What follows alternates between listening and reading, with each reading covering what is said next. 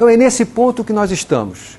A dualidade onda-partícula, originalmente exibida pela radiação eletromagnética, está sendo proposta agora para objetos materiais, para, repito, elétrons, prótons, átomos e bolas de futebol.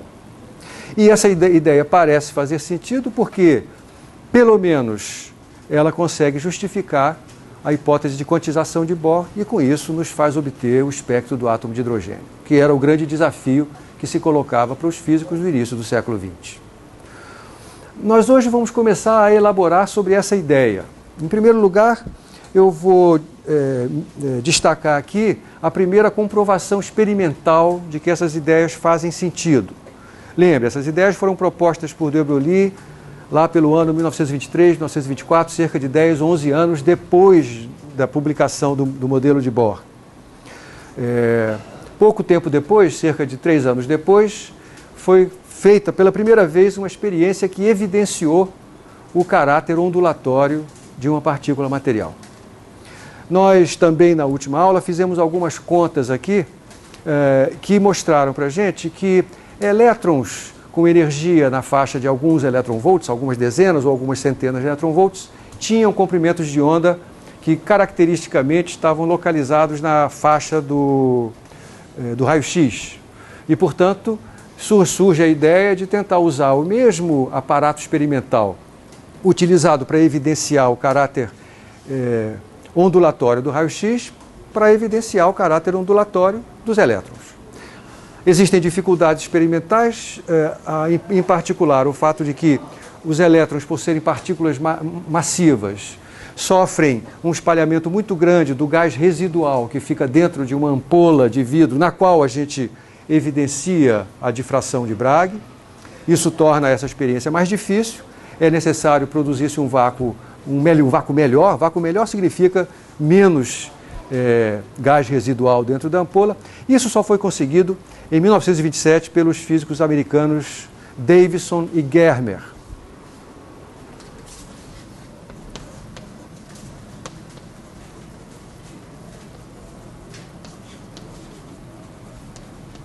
Eles observam a figura de difração que é a assinatura de um fenômeno ondulatório. Nesse momento, estamos então convencidos de que a hipótese de de Broglie tem um significado concreto. E, de fato, partículas materiais mostram, em certas circunstâncias, um comportamento ondulatório. Nesse momento, cabe a pergunta, mas o que é que está ondulando? Afinal de contas, do que se compõem essas ondas de matéria? Daí vem o nome. Nessa ocasião, de Broglie usa esse nome, ondas de matéria, por falta de um nome melhor. A gente não vai usar esse nome, isso só surge por motivos históricos, vamos logo passar para a nomenclatura moderna, que é chamar esse objeto de uma função de onda. Porque quando a gente pensa num fenômeno ondulatório usual, a gente tem sempre alguma coisa que está ondulando, alguma coisa que está oscilando. O exemplo mais simples de uma propagação ondulatória é aquela que a gente consegue ao produzir uma onda transversal numa corda esticada, ou numa mola esticada, não é verdade? A gente estica uma mola, produz um pulso numa extremidade, a gente enxerga esse pulso se propagando sobre a corda. Aqui está uma evidência visual da propagação ondulatória. Existe propagação de energia e momento, tanto é que se alguém estiver segurando a outra extremidade da corda, em algum momento ele vai sentir, né, a chegada da energia e do momento na mão dele. Existe propagação de energia e momento sem que haja propagação de matéria. E isso é que é o característico do fenômeno ondulatório. Nós descrevemos a propagação de onda sobre uma corda esticada, nós descrevemos o movimento de uma corda vibrante utilizando uma função de onda. Essa função de onda nada mais é do que a deformação transversal sofrida por cada ponto da corda em cada instante t.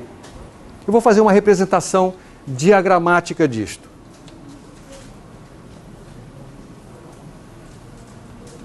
Aqui está uma corda esticada, a representação de uma corda esticada. Eu produzi um pulso numa das extremidades da corda.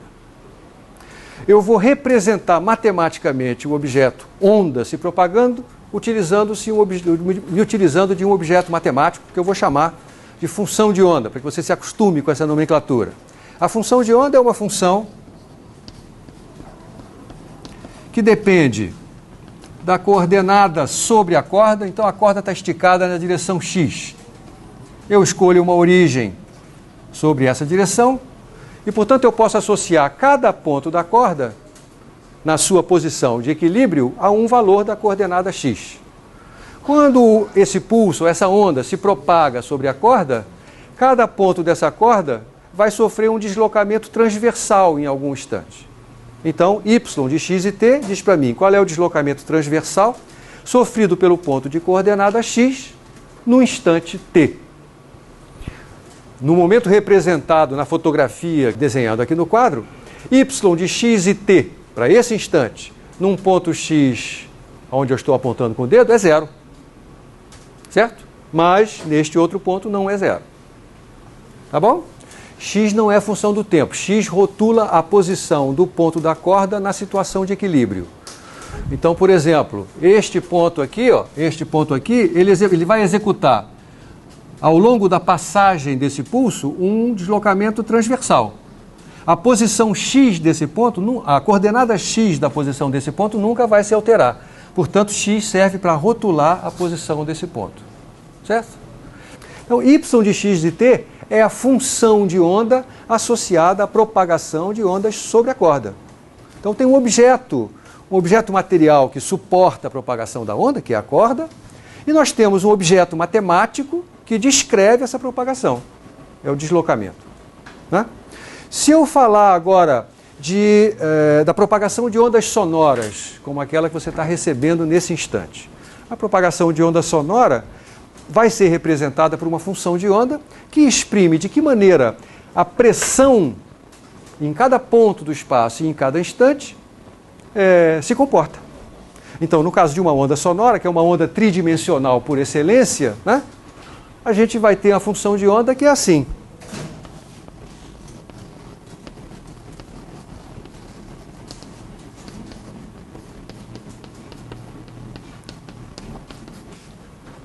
A pressão no ponto de coordenadas x, y e z no instante t. Na verdade, eu estou simplificando um pouco, o que a gente usa como função de onda no caso da onda sonora é a diferença de pressão entre a pressão naquele instante, naquele ponto, e a pressão no equilíbrio, quando não há som. A pressão quando não há som, vamos fazer a situação não haver som. A pressão é a pressão atmosférica. Quando há som, né, a onda sonora que chegou no seu ouvido, ela está associada a um aumento local de pressão. A pressão no seu ouvido ficou um pouco maior do que a pressão atmosférica. Se eu fizer a diferença entre a pressão absoluta no seu ouvido e a pressão atmosférica, essa diferença de pressão é que está associada à propagação da onda sonora. Tá certo?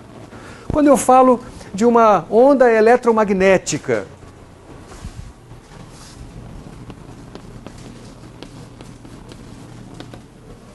qual é a função de onda que está associada classicamente à propagação de uma onda eletromagnética? Qual é o objeto matemático que tem comportamento ondulatório? Veja que essa é uma outra maneira de fazer a mesma pergunta, né? O objeto matemático que tem comportamento ondulatório, no caso da corda esticada, é o deslocamento transversal. O objeto matemático que tem comportamento ondulatório para a onda sonora é a diferença de pressão. Qual é o objeto matemático que descreve a propagação de uma onda eletromagnética? O campo elétrico ou o campo magnético. Como eles estão ligados, eu vou falar só de um deles. Então eu posso dizer que a onda eletromagnética vai ser descrita por uma função